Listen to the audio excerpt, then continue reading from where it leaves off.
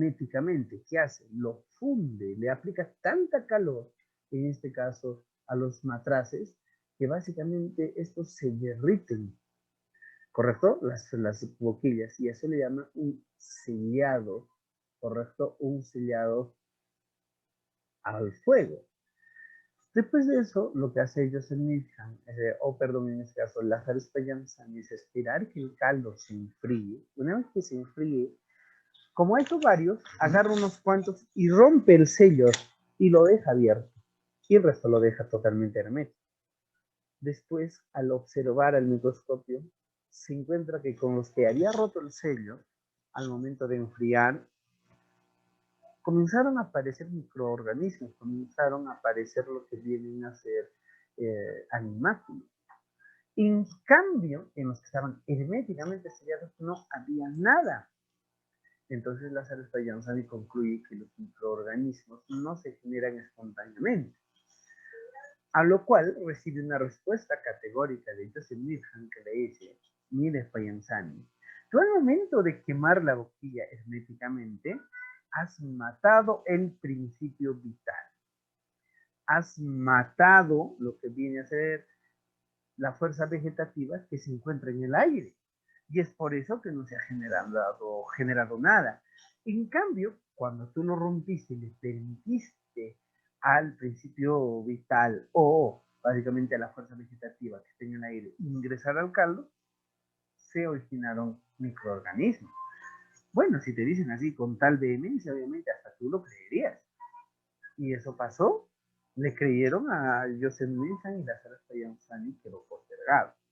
No fue hasta 1861 donde aparece el señor Luis Pasteur. Luis Pasteur, bueno, esta situación había llevado un divisionismo único a nivel de las investigaciones y se habían polarizado. Entonces, él demuestra específicamente lo que viene a ser, en este caso, el, ese mismo experimento del caldo de cultivo, que no es cierto lo que decía Needham, pero ¿cómo lo haces? Para que no le acusen nuevamente de haber matado al principio vital, él agarra el caldo de cultivo, lo echa en este matraz de cuello de cisne, hierve por varias horas, obviamente, la mezcla y esteriliza lo que viene a ser el cuello de cisne con fuego. Entonces se da cuenta que al cabo de un tiempo, obviamente, desaparece cualquier contaminante que hay en el caldo y luego obviamente los pone a enfriar. A un grupo de estos los inclina para que el caldo de cultivo saliera hasta el cuello y el resto lo deja ahí, normal, sin moverlo. Se da cuenta que en la investigación, posteriormente en la observación, en el cuello o en aquellos que estaban inclinados, comenzó a aparecer estas bacterias, estos protozoarios, estos contaminantes. Y en los que no estaban volteados simplemente no había nada. Así que no le pudieron decir que lo mataste, el principio vital, que no le dejaste entrar o cosas por el estilo. Así que simplemente con esto él le da fin a más de 2000 años de teoría, ¿correcto? O de la creencia en la teoría de la abiogénesis o del origen espontáneo. Pero bueno, si esto coadyuva a la teoría de la biocine o de la biogénesis, la pregunta es, si la vida se origina de una vida preexistente, entonces, ¿de dónde se originó esa primera vida? Y esta teoría no explicaba eso. Así que ahí termina la teoría de la biogénesis. Años después, correcto, muchísimos años después, en 1908, correcto, aparece el señor, correcto, Augusto Svante Arrhenius, específicamente en 1908, ¿no? Y plantea la teoría cosmozoica, cosmogónica o la teoría de la panspermia. En esa teoría, específicamente, él menciona que la vida fue sembrada desde el espacio, que la vida había ingresado a nuestro planeta en forma de pequeñas esporas y bacterias primitivas, las cuales en nuestra atmósfera prosperaron y se desarrollaron. Bueno, la teoría era bastante loca, porque decía que para que la vida llegara a nuestro planeta tenía que venir en meteoritos. Específicamente yo encontré una serie de meteoritos, ¿correcto? Y para hablar con mayor claridad, esos meteoritos corresponden a Yucatán, México, en las cuales encontraron estas bacterias fosilizadas. Pero bueno, hay algunas planteaciones que se dieron. Le dijeron, pero muy bien, señor Arrhenius, y mira, sabes que todo lo que entra en nuestro planeta, con la fricción del aire, se quema, simplemente se evapora. ¿Cómo es que ingresó? A chispas. Entonces Arrhenius dijo, bueno, probablemente hayan venido en un meteorito de hielo. Entonces, cuando estaba entrando a nuestra atmósfera, se ha derretido, ¿correcto? Y simplemente las esporas se han evaporado junto con el agua. Han quedado suspendidas y con algunos millones de años se han formado pequeñas gotitas y han caído a nuestra atmósfera. Podría haber sido, ¿no? Pues una explicación válida. Otro dice que, por ejemplo, en nuestro planeta primitivo, pues no existía una atmósfera definida como la que tenemos ahora, y probablemente simplemente el meteorito no haya hecho cambios, ¿no?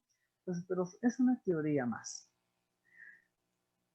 Así que en 1923-1924 aparece el señor Alexander Ivanovich Lynch-Oparin y el señor John Aldenay.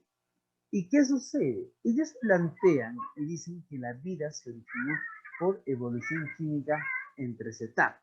Bueno, acá hay una serie de reacciones químicas que me gustaría mostrarles, pero nunca vienen al examen. ¿Para qué les complico la vida? En forma simple, y esto es lo que necesitas recordar, dicen lo siguiente. En nuestra atmósfera primitiva existían, en este caso, sustancias reductoras, tales como el dióxido de carbono, ¿correcto? El vapor de agua, metano, amoníaco, ¿correcto? Ácido sulfúrico, ¿ya? Existía, o también existían, por ejemplo, óxidos de azufre, que, bueno, eran propios de las erupciones volcánicas. Por ende, es de que, en este caso, él sostiene y dice lo siguiente, mira, pasa que en nuestra tierra primitiva, o ellos sostienen, ¿correcto? Al tener estas erupciones y demás, también se tiene un pool de sus tipos de energía. ¿Y cuál es? Que específicamente en nuestro planeta teníamos energía geotérmica, que era la energía que generaba calor y se daba por erupciones volcánicas. Teníamos rayos ultravioleta provenientes del Sol. Teníamos, en este caso, energía cósmica. Pero también teníamos energía, en este caso, específicamente de las descargas eléctricas. Mira cuántos tipos de energía teníamos. Y decía, ¿no? Cuando estas confluyen y chocan con lo que vienen a hacer estas moléculas reductoras, estas se ionizan y reaccionan unas con otras. Y estas generan moléculas orgánicas que se depositan en el océano, en los océanos de la Tierra, los cuales se transforman en enormes caldos de cultivo. ¿Correcto? Estos enormes caldos de cultivo entran en una segunda etapa en la que estas moléculas orgánicas, muchas de ellas, adquieren la capacidad de destruir otros nuevos estos componentes nuevos, otras moléculas orgánicas. Y en ese momento se originan las famosas funciones catalíticas de algunas moléculas, específicamente quizá algún tipo de proteína, o por el estilo, ¿no? Y así estas permiten resistir a todos los cambios climáticos que se daban en ese entonces. Segunda etapa. En la tercera etapa, estas moléculas ya catalíticas comenzaron a organizarse, comenzaron a aparecer una organización molecular que implicaba la capacidad de autorregulación del sistema viviente. Y específicamente se generaban pequeñas burbujitas, correcto, de sustancias generalmente hidrofóbicas, rodeadas de una capa de aire que formaba el agua para no estar en contacto con ellas, y así nacieron los conservados, teoría que también fue planteada por Alexander Lynch-Oparin. Esta es la famosa teoría química quimiosintética, prebiótica, de la evolución química, ¿correcto? O de la evolución orgánica, que tiene todos esos nombres. Entonces, así es como ellos defienden y dicen que se origina la Tierra, o en la Tierra específicamente la vida. ¿Todo claro hasta acá? Creo que hasta acá he hecho todo lo que la profe también hizo. Hemos llegado más o menos a estas teorías. ¿Sí? Yo Sí, recuerdo haber profe. trabajado hasta acá también. Ahora sí con otro grupo. Ok, señores. ¿Alguna duda que tengan?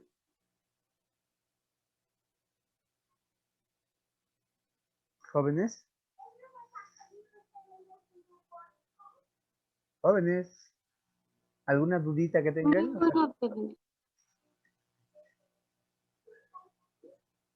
Justo para 1930 aparece Alfonso Herrera y plantea la teoría de la plasmogenia. Luego aparece en 1940 Joaquín Bernal y trabaja los charcos arcillosos. Pero nada de eso te pregunto. Es más, esa es la última teoría que hemos trabajado, la anterior. Pero sucede algo interesante. En 1953 aparece Miller y Urey, que demuestran experimentalmente la teoría planteada por Alexander Rubin-Chopin. Hasta ese entonces era una hipótesis. Ellos lo realizan en forma experimental. Y para ello diseñan, básicamente, correcto, una máquina, un aparato que asemejaba las condiciones ambientales primitivas descritas por Alexander Rubin-Chopin y le agregan metano, amoníaco, vapor de agua, hidrógeno molecular y le dan una serie de descargas, específicamente esto corresponde a la energía geotérmica que calentaba el agua en forma de vapor, ¿ya? Y luego estas, gracias a las descargas, se condensaban y comenzaban a caer sin refrigerar, ¿no? ¿Y qué sucede? Al investigar estas muestras, se dieron cuenta que, bueno, se sintetizaban sustancias orgánicas. 19 sustancias orgánicas, entre ellos algunos aminoácidos como la alanina, la glicina, fueron encontradas formaldehído, ácido cítrico, por ejemplo, no, ácido cítrico, no, perdón, acético, cianuro de hidrógeno. Estas son sustancias orgánicas, ¿correcto? Entonces, con este experimento se sella la hipótesis de Oparin, se transforma en las teorías de Oparin, o en la teoría de Oparin y Huffman. Así que señoritas, con esto hemos terminado lo que vienen a ser las teorías del origen de la vida. ¿Todo claro? Sí, profe. Sí, profe, todo claro. Sí, claro, ya, está bien, les voy a pasar las diapositivas, no hay ningún problema. Muy bien, señores, vamos a entrar a nuestro último capítulo, ¿correcto? Y con esto me despido, ¿ya? Que es la evolución, ¿ya? Las teorías evolutivas lo vamos a trabajar rapidito. Son 5 teorías que vamos a trabajar. La teoría del amarquismo, en este caso específicamente, también trabajaremos del eh, darwinismo, mutacionismo y sintetismo, ¿no? Esos cuatro teorías y eso es todo, ¿ya? Muy bien, jóvenes, por favor, permítame 3 minutitos, un ratito, ahorita regreso, voy por un vaso de agua y comenzamos con las teorías evolutivas, ¿sí? Por favor, gracias.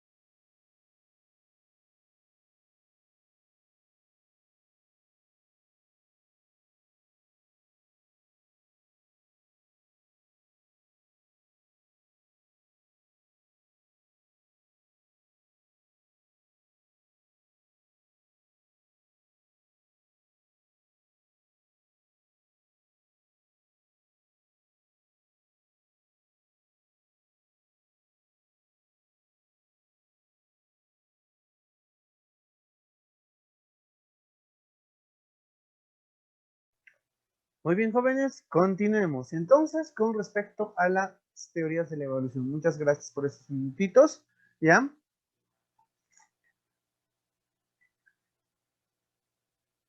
Ya, muy bien. Si no hay ninguna pregunta del anterior, entonces entramos. Ya, entonces vemos lo siguiente.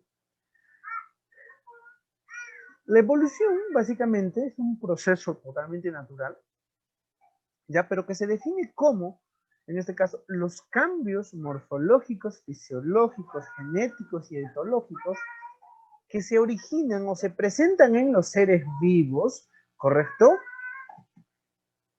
A través de los procesos adaptativos en largos periodos de tiempo.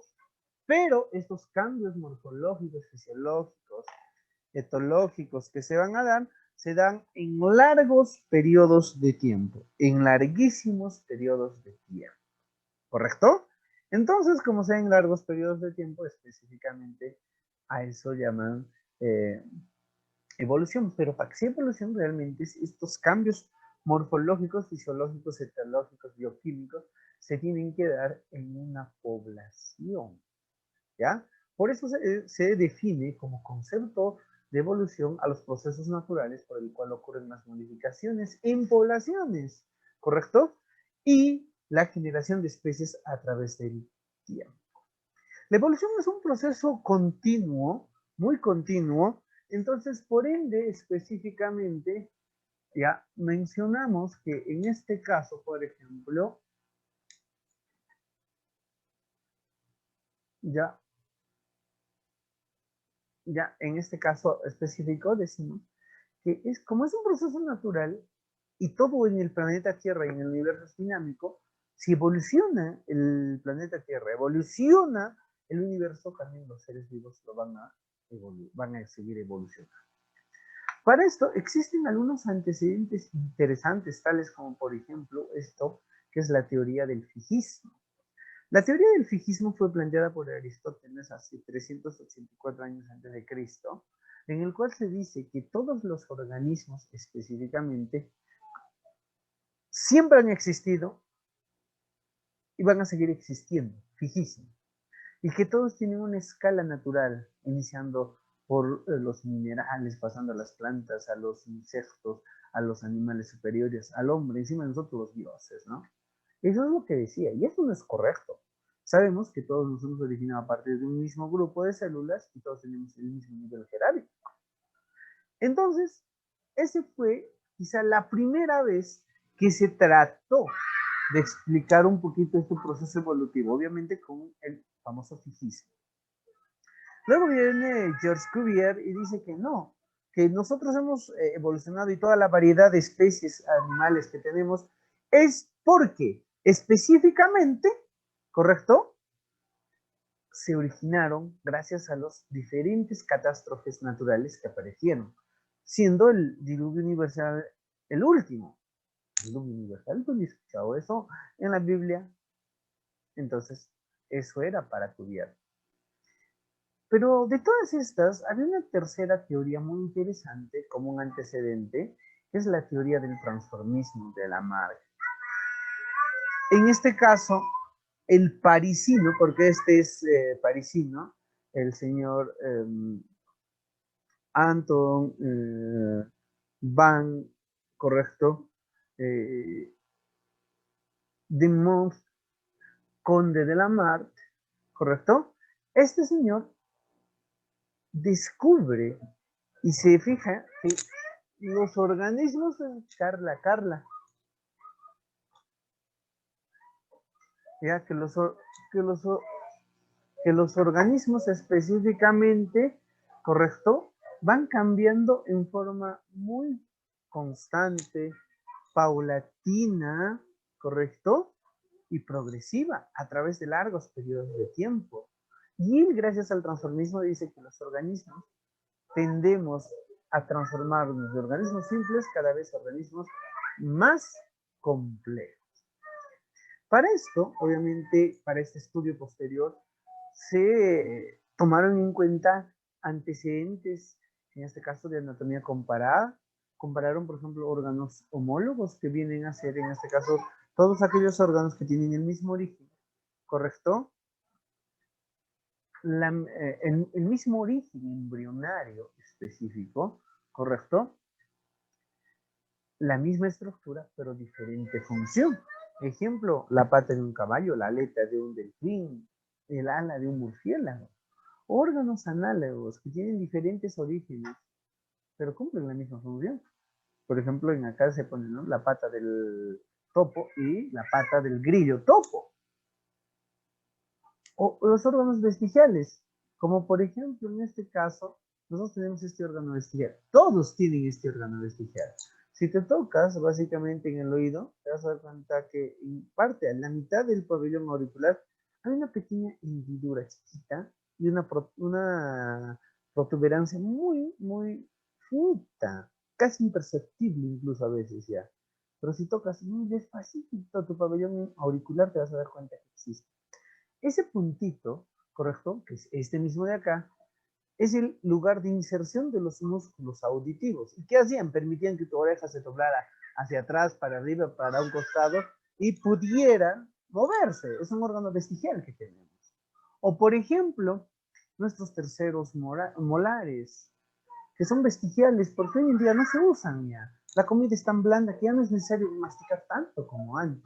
O por ejemplo, el apéndice o el tercer párpado que se ha quedado como un órgano vestigial en caso nuestro. No tiene ninguna función. Pero también hubo pruebas paleontológicas en el cual hemos descubierto, por ejemplo, restos anatómicos, hemos visto algunos algunos que están totalmente petrificados, otros hemos visto preservados en ámbar, ¿correcto? Por ejemplo, en resinas, algunas huellas, algunos moldes que han quedado. Y a partir de esto, por ejemplo, es que hemos determinado que, bueno, en realidad hemos evolucionado. Otras pruebas son las pruebas embriológicas que se hacen, en los cuales se comparan, correcto, los embriones de diferentes grupos de animales y en los mamíferos, las primeras 3 semanas de gestación, en todos es igual. No hay variación. Entonces, por eso se dice que hemos nacido de un solo tronco y luego nos hemos diversificado. Con todas estas pruebas embriológicas, pruebas bioquímicas, pruebas biogeográficas, genéticas y citológicas, es que se comienzan a plantear las nuevas teorías llamadas las teorías evolutivas. ¿Pero qué es una teoría evolutiva? Pues la teoría evolutiva básicamente son todas aquellas teorías que tratan de explicar el origen y la transformación de las especies, comenzando por el lamarckismo, ¿correcto? En 1809. Muy bien, si no hay mayores preguntas, voy a iniciar a trabajar de una vez las teorías evolucionistas. ¿Sí? ¿Todo normal, chicos? ¿Todo bien? Sí, todo claro. Listo.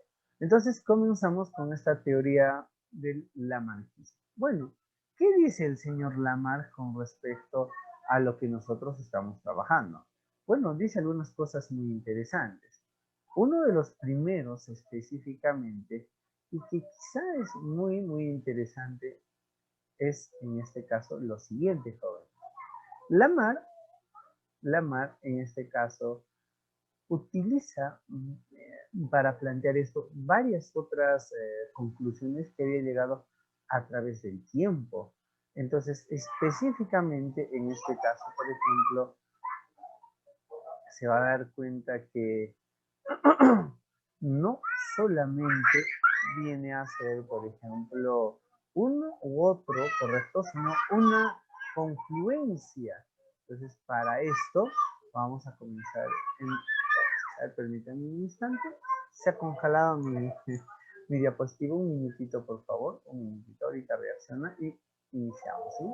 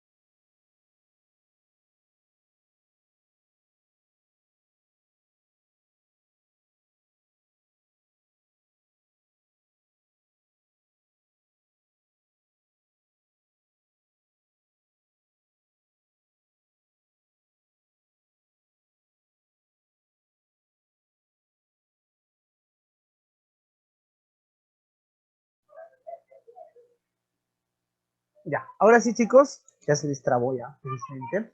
Comencemos. El lamarquismo, correcto, vamos a trabajar la teoría del lamarquismo, ¿ya? La teoría, básicamente, del lamarquismo fue planteada por el investigador Jean-Baptiste Lemont Conde de Lamarck, ¿correcto? Su teoría menciona, ¿correcto? O la teoría en este caso planteada es la herencia de los caracteres adquiridos que fue presentada en la obra Carlitos Enanos, que fue presentada específicamente en el libro La filosofía zoológica. Entonces, ¿qué menciona? Él postula que los seres vivos sufren diferentes tipos de transformaciones graduales, ¿correcto? Graduales, que van en forma muy lenta, ¿correcto? A través del tiempo. Y estas características se adquieren del ambiente.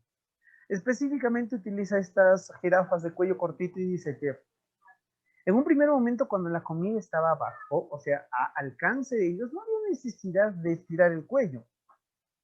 Según la comida cada vez se escaseaba y se subía más arriba, en mucho tiempo también el ambiente obligó a que esas jirafas de cuello corto incrementaron la longitud de su cuello y así se transformarán en jirafas de un cuello largo. Eso es lo que menciona él. Y la característica de esto es de que las características adquiridas eran transmisibles de generación en generación. Bueno, la limitante es que obviamente los caracteres adquiridos, como no están codificados en el ADN, no se pueden transmitir de organismo a organismo. En su tiempo se creía eso. Hoy en día sabemos que eso no es tan cierto. La epigenética ha descubierto que sí hay caracteres adquiridos que se pueden transferir. Entonces, del todo equivocado no estaba. Pero para él la evolución es plana, ¿correcto? Es plana. Bueno, luego pasamos a la teoría evolucionista del darwinismo planteada en 1859. Quien lo planteó es el señor Carlos Darwin y el señor Alfred Russel Wallace. La obra en cuestión en la que se plantea esta teoría, correcto, de la selección natural, es el origen de las especies a través de la selección natural. Y postulan en esta teoría que el ambiente se encarga, la naturaleza se encarga de que existe una variabilidad de los descendientes y de que solo en una población va a sobrevivir los más aptos y los menos aptos simplemente no logran sobrevivir.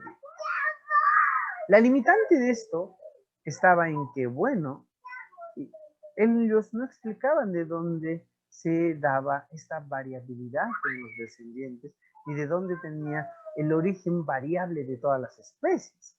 Bueno, eso posteriormente fue subsanado por Alfred Russel Wallace después de la muerte de Carlos Darwin. Él escribe un libro explicando esta variabilidad, correcto, gracias a los estudios de biogeografía titulado El Darwinismo, correcto, pero que, bueno, viene a ser una de las teorías más aceptadas hasta hoy en día.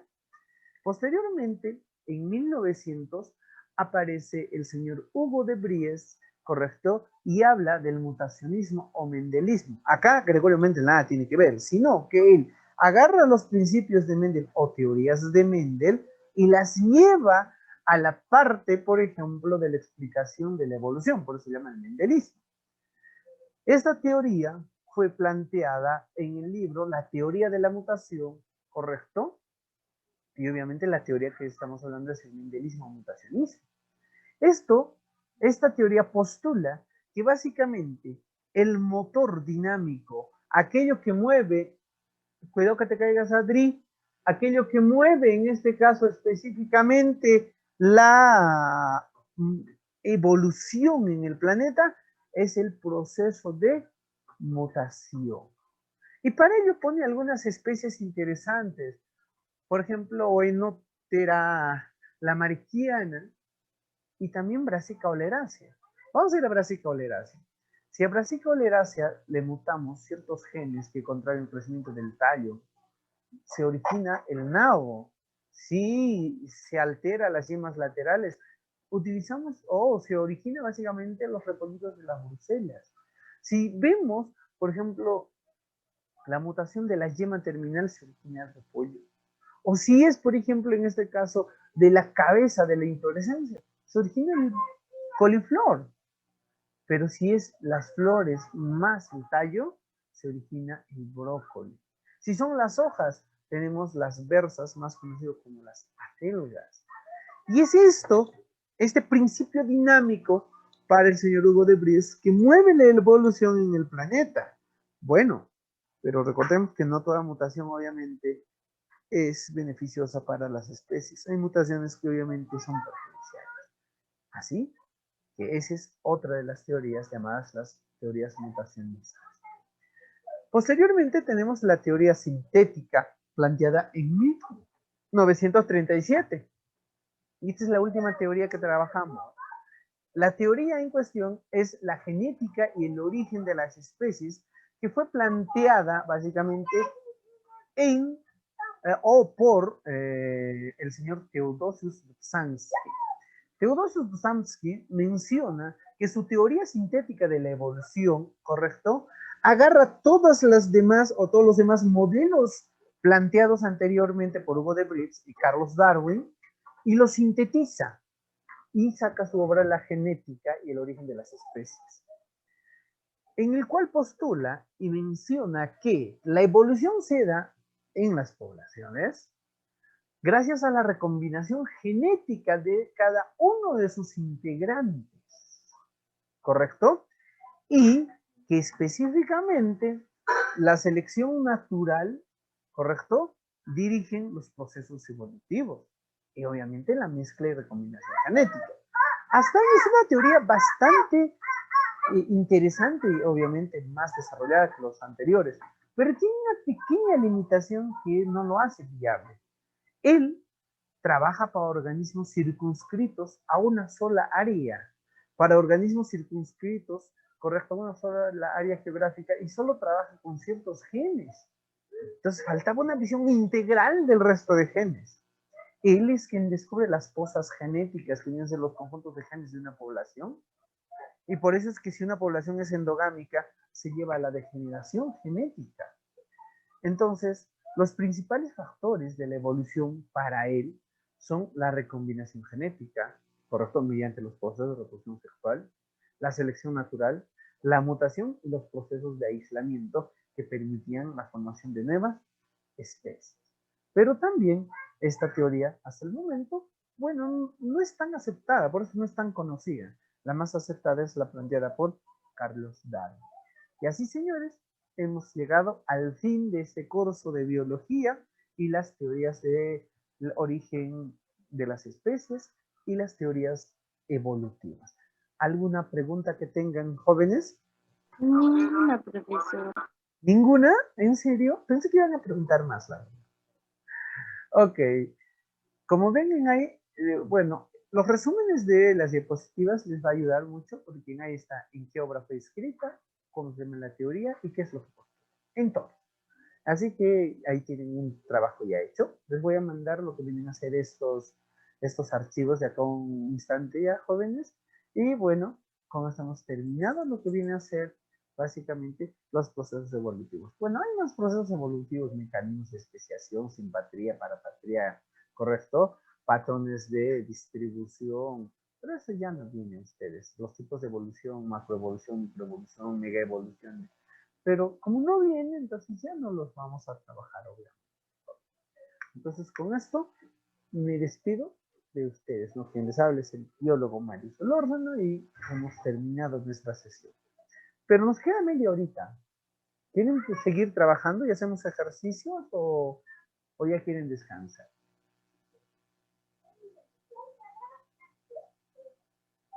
Profesorcito, ¿nos puede dar un repasito de genética? Genética. Ok. A ver, permítanme entonces. Unos ejercicios, profe. Unos ejercicios más, ¿ya? Ok, vamos a ver unos cuantos ejercicios. Los más básicos, porque ustedes no les entran ejercicios complejos, ¿no? A ver, permítanme un instante. Voy a abrir genética. Ok, les presento entonces un ejercicio Vamos a hablar de genética. Bueno, ¿cómo ha iniciado la profe de genética? Por favor, ¿alguien me podría decir? ¿Qué es lo que han trabajado de genética, más o menos, para hablar en el mismo idioma? Para que no se confundan. ¿Cómo empezó a trabajar? A ver. ¿Qué les explicó primero? Chicos. Nos explicó sobre genotipo también, profesor, pero primero concepto básico. Vale. Ok, vamos a entrar a eso, ¿ya? ¿Qué es la genética? Específicamente la genética viene a ser el estudio de todos los mecanismos, ¿correcto?, que tienen los organismos para transmitir o heredar sus genes. Y también estudia todas las variaciones posibles que puedan ocurrir durante este proceso. Dentro de este vamos a ver básicamente algunas bases moleculares de la herencia, ¿correcto? La base molecular de la herencia específicamente viene a ser el gen O llamado también cistrón, ¿correcto? Ese es otro nombre, imagino que sí sabían, ¿ya? ¿Qué es el cistrón?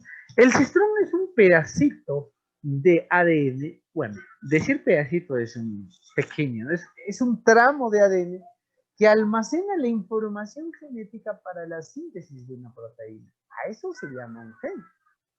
Y obviamente este forma parte de la cromatina. Ahora bien, estos genes, ¿correcto?, al empaquetarse junto a las proteínas forman los cromosomas.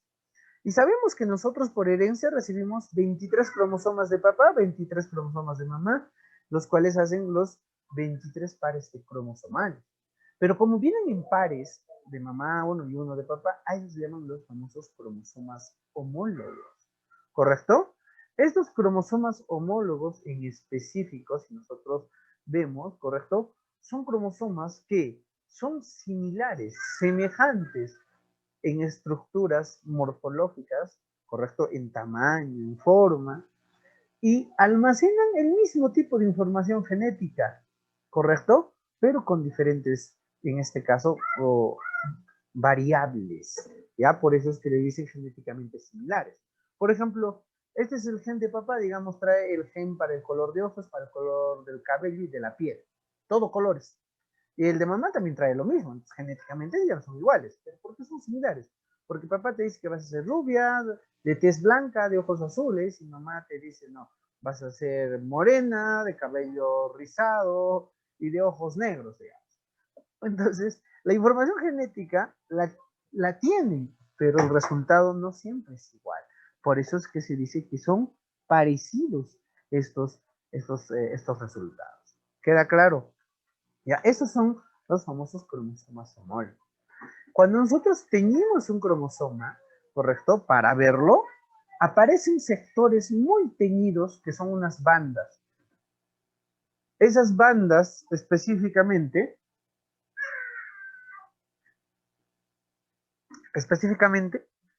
son los locus. Y eso hemos hecho en cromosomas. ¿Qué era el locus? Es la región específica, la región física de un cromosoma donde se encuentra un gen. Ese es el locus. Y muchos locus forman lo que es el locio. ¿Correcto? Muy bien. Ahora, ¿qué sucede? Estos genes tienen la característica de expresarse, ¿ya? Entonces, al expresarse o para expresarse, cada uno de estos genes se transforman en los alelos o alelomorfos, que es una de las diferentes posibilidades que pueda tomar un gen. Por ejemplo, este gen es del color de ojos, pero ¿cuáles son sus alelomorfos? Gen de ojos de color verde, gen de ojos de color azul, gen de ojos de color pardo, gen de ojos de color negro. Esos son sus alelomorfos. Con estos alelomorfos, años después, se implementa lo que vienen a ser los genes alelos. ¿Pero qué es un gen alelo? Un gen alelo específicamente, ¿correcto?, es aquel gen que obviamente codifica una determinada característica, digamos, color de cabello, y en la misma región, a la misma altura, en el cromosoma homólogo, existe otro que también codifica la información, en este caso, para el color del cabello. Esos son los genes alelos. Entonces, los genes alélicos son un par de genes que se encuentran en los mismos locos de los cromosomas homólogos. Hasta ahí queda claro qué es un alelomorfo y qué es un gen alelo. ¿Chicos? Sí, profesor. Ya, genial. Porque esto ya es un repaso, es más. Ahora, ¿qué sucede? Dentro de este estudio de los genes alelos o alelomorfos, ¿ya? Estos son cromosomas homólogos. Entonces, al estar ubicado en la misma región, en el mismo locus de los cromosomas homólogos, ya sabemos que son genes alelos.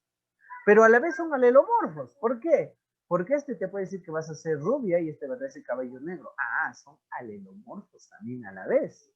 Por eso es que el gen alelo muchas veces también se confunde con los alelomorfos o genes nada más. O por último, alelos. ¿Correcto? La característica de estos es que siempre se representan con letras, las cuales pueden ser mayúsculas o minúsculas. ¿De qué depende eso? Si el gen es dominante, se representa con mayúsculas. ¿Pero qué significa ser dominante? Dominante significa que te vas a expresar siempre, ya sea que estés en homocigosis o estés en heterocigosis. Pero no sé qué es eso todavía, no hay problema. Espérate, tú recuérdate. Un gen dominante siempre se expresa, siempre. Y este es en homocigosis o en heterocigosis y se representa con letras mayúsculas. En cambio, el gen recesivo solo se expresa en homocigosis y siempre se representa con letras minúsculas. Pero, profe, no sé qué es homocigosis y heterocigosis, no importa, acá te lo explico. ¿Qué es un homocigoto? ¿Qué es homocigosis? A los homocigotos, llamados líneas puras, puras sangres, de buena cepa, de casta, se refiere cuando los alelos provenientes, en este caso de papá y de mamá, son iguales, codifican la misma característica y el mismo alelomorfo. ¿Cómo es eso? Color de cabello rubio. Ah, mamá te dice vas a ser rubio, papá también. Ah, ya, ese es un homocigoto. Pero estos homocigotos pueden ser de dos tipos. Pueden ser dominantes o podrían ser recesivos. ¿Queda claro? Entonces, ¿cuántos tipos de homocigoto había existido? Dos. Homocigotos dominantes, que se representan con dos letras mayúsculas, y homocigotos recesivos, que se representan con dos letras minúsculas. El otro son los heterocigotos o heterocigotes. Cigoto es huevo, cigoto, con eso se habla específicamente de la fecundación, por eso es que ahí tienen esa terminología. Los homocigotos, también llamados cruces, híbridos, mestizos, criollos. Estos, básicamente, se refiere cuando un organismo, correcto, presentan alelos diferentes, o alelomorfos diferentes. ¿Qué quiere decir? Que en caso de esos genes alélicos, uno de papá te va a decir vas a ser blanquita y el de mamá te dice no, vas a ser morenita. Entonces tú naces con esa información, blanquita y morenita. O sea, te vuelves híbrido. Los híbridos, en este caso, tienen un gen dominante y uno recesivo. Pero siempre el dominante se va a expresar. ¿Hasta acá todo claro, chicos? Sí, profesor. ¿Sí? Ok. Me alegra que estén todo bien entonces. Si no hay ninguna pregunta, continúo. Acá aparece básicamente una representación interesante que son los parentales. ¿Pero qué es un parental? Los parentales, también llamada generación parental, progenitora, padres, son los que van a tener descendencia. Y la descendencia se representa con F1, F2, F3, a los cuales típicamente conocemos como las generaciones filiales, ¿correcto? O sea, los hijos. ¿Ya? ¿Queda claro eso? Siendo la F1 la primera generación, F2 la segunda, F3 la tercera generación filial. ¿Preguntas hasta acá? ¿Todo entendido, jóvenes? ¿Sí? Por favor, hablen.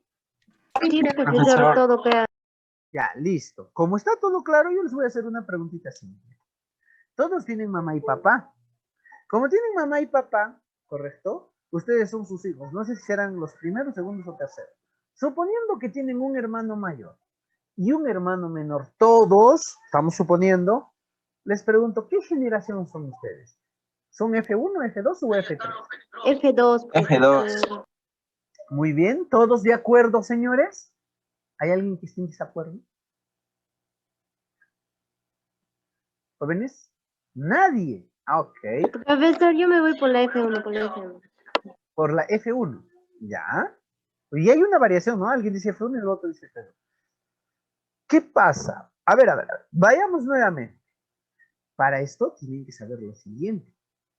Miren, por favor, cositas interesantes que han hecho. La F1 es igual al parental por el parental. ¿Correcto? Papá por mamá, F1. Ahora, si yo tengo dos F1 y los cruzo, recién obtengo F2. Si yo tengo dos F2 y los cruzo, voy a tener F3. Pregunto ahora, señores. ¿Ustedes son F1 o F2? ¿O F3? F2. F2. O sea, me estás F1. diciendo tu F1. hermano mayor se ha reproducido con otro hermano mayor y has nacido tú. F1, Porque somos profesor. F1. F1, profe. Claro, no importa que tengas 100 hermanos, los 100 siguen siendo la filial 1, porque son los hijos de los mismos padres. ¿Me dejo entender ahora? Sí, profesor. Ya. Tengan presente esito. Por eso les estoy diciendo, ¿han entendido todo? Y me dicen que sí. ¿Ok? Entonces, eso viene a ser. Ok. Ahora, otra cosita más. ¿Ya? Vamos a hablar, bueno, de genoma. Ustedes nunca les hablan de genoma, es más, nunca lo van a usar. Pero genoma es el conjunto de los genes, el juego completo de genes que presenta un individuo en una célula haploide. O sea, profe, en un óvulo o en un espermatozoide. Solo hay. Muy bien, señores. Vamos a hablar de otras dos cositas interesantes, ¿ya? Cualquier parecido con la realidad es mera coincidencia, ¿eh? No se sientan identificados, señor.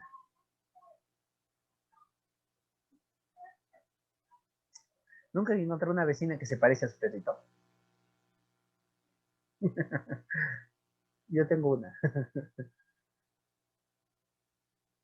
¿Nunca, chicos? Ya, vamos a hablar del Yo me fenotipo. parezco a mi perro, profe. Espero que... ¿Y qué raza es tu perrito? ¿Salchicha? O sea, tú eres una salchicha también. No, no. A ver, vamos a ver. Creo que... No tengo ninguna salchicha por acá. Pero miren, por favor, algo curioso. ¿Qué es lo que estamos viendo de estas personas? Sus rasgos físicos, sus rasgos faciales. Igual de los perritos estamos viendo sus rasgos físicos, faciales, color de ojos, tipo de cabello, caída del rostro, tipo de cejas y todo eso. Todo eso que estás observando están en sus genes. Pero todo aquello que tú puedes observar de esos rostros, de los colores de ojo, de los colores del cabello, de la piel, ese es el fenotipo. Entonces, el fenotipo vienen a ser todos los rasgos, correcto, físicos, fisiológicos, bioquímicos que presente un organismo. Esos son. Pero esos rasgos obviamente no salen de la nada. Estos se originan por la expresión de ciertos genes.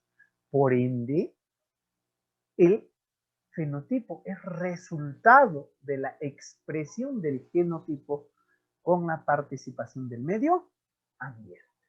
Y listo, señores. Pero, ¿y qué es el genotipo, profe? El genotipo, básicamente, es la información genética almacenada en cada uno de tus genes. Y obviamente, a nivel de esta información, tú puedes ser un homocigoto dominante para una característica, o podría ser un homocigoto recesivo para una característica, o podría ser un heterocigoto para una determinada característica, en las cuales tenemos el monohibridismo y el dihibridismo. ¿Cuándo es dihibridismo? Cuando representamos dos características con dos letras diferentes, obviamente, ¿no? En heterocigosis. Y listo, señores. Con eso están listos. Ya han hablado ahora sí todo lo que se conoce como el vocabulario básico para entender la genética. Hay muchos más términos, por supuesto, pero esto es más que suficiente para dar un examen diagnóstico. ¿Entendido todo esto? Chicos, profe. Sí, profe. ok. Sí, profesor. Vayamos a este puntito acá. A ver, una pregunta dice por acá. A ver, ¿dónde está la pregunta? Vamos a verlo. A ver. Ok. Muy bien. Continuemos entonces. Escúchenme, por favor. Vamos a comenzar con un experimento fácil. A ver, hagan un like con su mano y obsérvenlo a vuestro dedo pulgar levantado. ¿Es recto o se curva hacia atrás?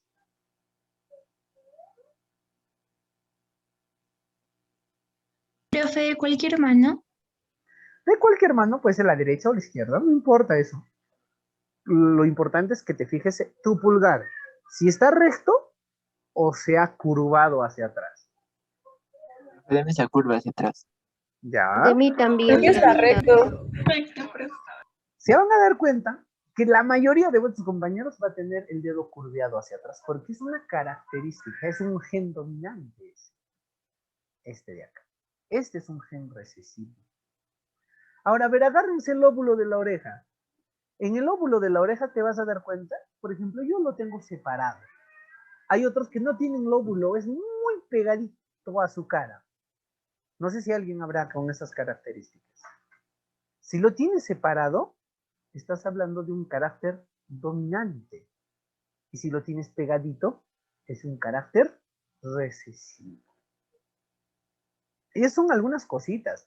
Por ejemplo, la forma de la lengua, si es puntiaguda, es dominante. Si es redondeado, es recesivo. Si tienes entrante en el cabello, dominante. Si tu cabello no tiene entrante, es recesivo.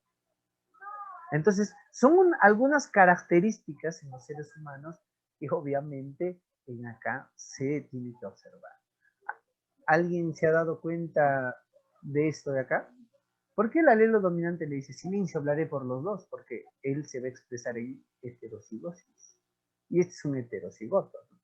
Muy bien, señores, dicho esto, hemos terminado lo que es el inicio de la genética. Ahora sí, hablaremos de la herencia mendeliana, que imagino que también han trabajado con la profecita totalmente, ¿cierto? Sí, profesor, hemos trabajado. Ya. Ahora díganme, ¿le han entendido todo de la herencia mendeliana? ¿O hay algún tema que no hayan entendido? Entonces, un poquito más en ahícito voy a, bueno, hablar en otro idioma. O sea, yo sé, la profe habla bastante técnico. Entonces, a veces produce ciertas confusiones, ¿no? Pero no va a variar nada, no porque lo diga yo o ella va a cambiar la definición, todo va a seguir siendo igual.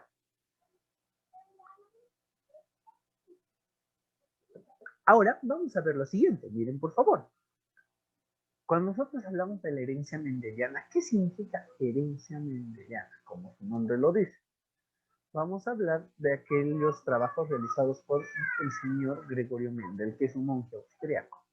Gregorio Mendel, específicamente, entre los años de 1822 a 1884, que es su periodo de vida, en 1865 realiza unos experimentos, ¿correcto?, de el cultivo de unas especies y la observación de estas. En realidad trabaja para dos grupos. Trabaja en Pisum sativum y también trabaja en Drosophila melanogaster. Solo que en Drosophila melanogaster, que es la mosca de la fruta, había resultados diferentes para la F2, ¿sí? Y lo dejó. Y bueno, le alcanzó la muerte, dicho sea lo correcto. Pero pasa que él trabaja en una especie llamada Pisum sativum, al cual se le conoce de varias formas en diferentes regiones. Acá en el Perú nomás se le conoce diferente, por ejemplo. Acá en el Cusco, ¿cómo le dicen? Arvejas, ¿no es cierto? Arvejas. En el mismo Cusco le dicen arbergas, así, arbergas. En la parte norte del Perú les dicen albergas. ¿Oye qué? Pero así le llaman, ya, albergas. Ya. Y bueno, fuera del país le dicen chícharos o guisantes. Entonces, lo que nunca va a cambiar es el nombre científico, el Pisum sativum. Pero ¿por qué Gregorio Mendel escoge a este? Bueno, este es una retórica. ¿Qué significa? Han tratado de meterse en la cabeza de Gregorio Mendel y decir, Ya sé por qué ha escogido, tal vez porque la flor es perfecta, o tal vez porque tiene esto, tal vez por aquello. No se sabe en realidad por qué escoge esta planta. Solo él, porque él no lo deja escrito. Él no dice, bueno, estoy escogiendo esta planta por tales motivos. No. Se supone. ¿Por qué? Los trabajos de Gregorio Mendel fueron olvidados durante más de 100 años y posteriormente redescubiertos. Redescubiertos incluso cuando universidades como Cambridge y Oxford comenzaron a hacer trabajos similares, llegando a las mismas conclusiones que Gregorio Mendel. Y por ende, es de que al ser redescubiertos los trabajos de Gregorio Mendel y haber sido analizado por otros trabajos similares, sus principios, porque él plantea 3 principios, el primer, segundo y tercer principio de Mendel, ¿correcto? Toman rango de ley. Y en ahí recién es donde aparecen las leyes de Mendel. ¿Queda claro, chicos, eso? Eso es un poco de historia nada más, ¿vale? ¿Jóvenes? Sí, profesor, sí, sí. Profe, Ya. Entonces pasa que Gregorio Mendel dice lo siguiente, ¿ah? Dice, bueno, miren, fácil. Bueno, al menos suponemos eso, se supone. En realidad no está escrito, jóvenes, no hay un manuscrito que diga eso, ni en su obra, ni nada. Pero él, como características observables, anota lo siguiente. Dice, ¿no? Pisum sativum es una planta de fácil proceso de cultivación, o sea, se cultiva rápido. Segundo, tiene mucha descendencia y en un corto tiempo.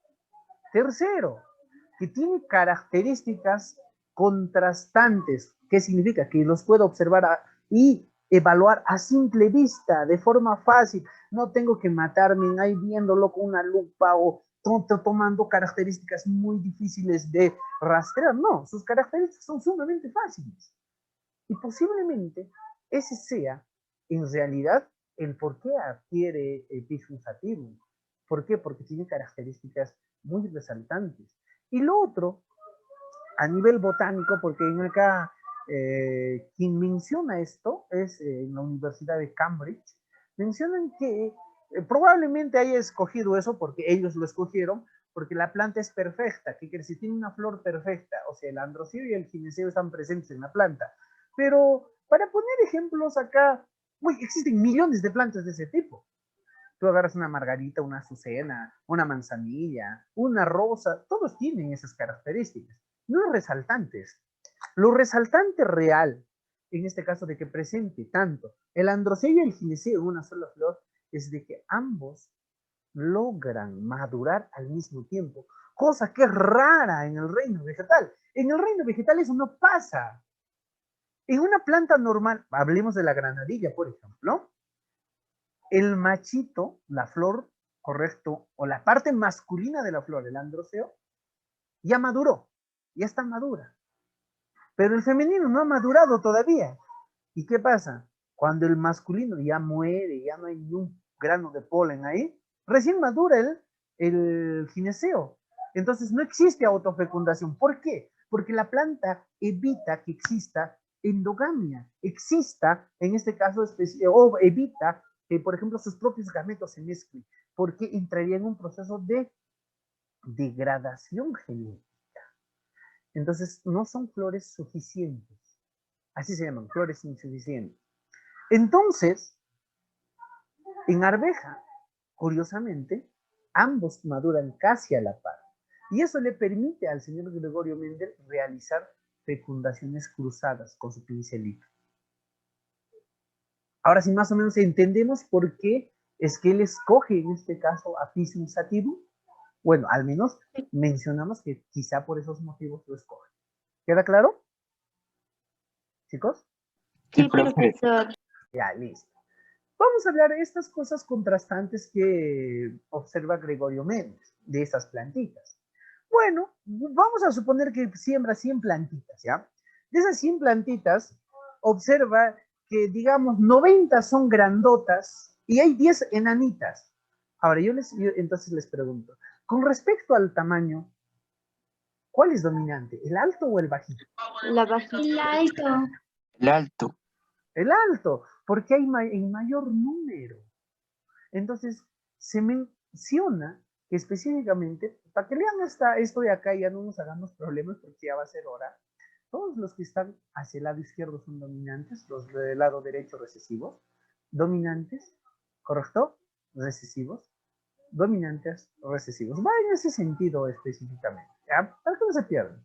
Entonces, él evalúa ciertas características, por ejemplo, el tamaño de las plantas. Evalúa el tipo de floración. Y todos los que hayan tenido una chacra alguna vez o hayan podido ir al campo si han sido observadores, se van a dar cuenta que las arvejas, básicamente, al florear, florea a nivel de todo el tallo, ¿correcto? En los costados.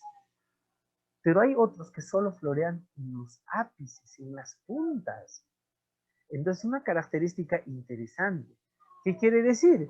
Que generalmente las de floración axial son abundantes, son dominantes en comparación a las floraciones terminales. Que la flor de color púrpura es más abundante que las flores de color blancas. Entonces, estos caracteres que evalúa es el color de la flor, el color de la vaina, la forma de la vaina, si es lisa o estrangulada, el color, bueno, legumbre también le llaman, de las semillas, la textura de las semillas, siendo las amarillas las más abundantes, ¿correcto? Las de carácter, en este caso específicamente dominante, y las verdes recesivas. Y el carácter liso de las semillas siendo dominante ante el carácter rugoso. Entonces, a eso se basó el estudio de Gregorio Mendel. Pero ¿para qué sirven estas características? ¿De qué sirvió en el mundo? Van a disculparme que lo corte tan rápido, porque no nos va a alcanzar tiempo. Es para plantear estas leyes. Como les he dicho, Gregorio Mendel no plantea leyes, plantea principios, sino que ya al ser redescubierto y posteriormente comprobado en otras especies, toma el rango de ley y recién aparecen las leyes de Mendel. Yo solo trabajo 2 leyes. Ustedes nos han enseñado con 3 leyes. La primera ley, que es la ley de la segregación, consta dentro de un principio llamado ley de la uniformidad, el cual es la primera ley de Mendel para muchos autores. La primera ley de Mendel, la segunda ley de Mendel es la segregación y la tercera ley de Mendel, esta de acá sería la ley de la segregación independiente de caracteres, que es aplicable a los gametos y a los organismos en dihibridismo. En cambio, en monohibridismo, solamente la primera y la segunda ley de Mendel. Jóvenes, nos ha ganado el tiempo, lamentablemente. Les abandono acá. Aunque no, falta 10 minutos. Qué raro, se adelantó mi celular. Ok. Al menos no les mostraré la primera ley. Creo que en teoría no necesitan que les explique, ¿no? Vamos a aplicar un poquitito de estas leyes hasta donde... Sí saben la teoría, ¿verdad? Chicos. Entonces no les quiero dejar. Les había hecho un ejercicio al menos. Vamos a ver un ejercicio. Sí, profesor. Ya. Sí, profe. Como saben la teoría, ya vamos a hacer un ejercicio de esto, porque es posible que les vengan ejercicios sumamente simples, ¿ya? Bueno, acá no les voy a enseñar ejercicios complejos, ni nada por el estilo, y van a ver que es sumamente fácil hacer esto. A ver, permítanme un instante, estoy abriendo mis ejercicios, un ratito, por favor. Un ratito. Uy, apúrate.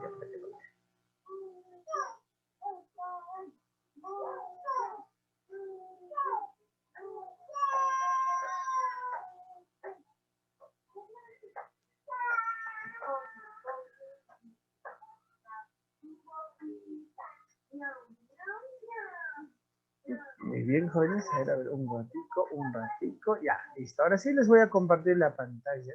¿Ok? Y vamos a trabajar estos ejercicios que están acá, ¿ya? Son ejercicios facilitos.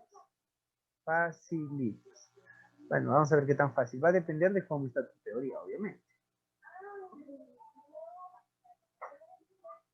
Ya, se les ha compartido la clásica pantalla que utilizo para hacer manualmente, ¿sí?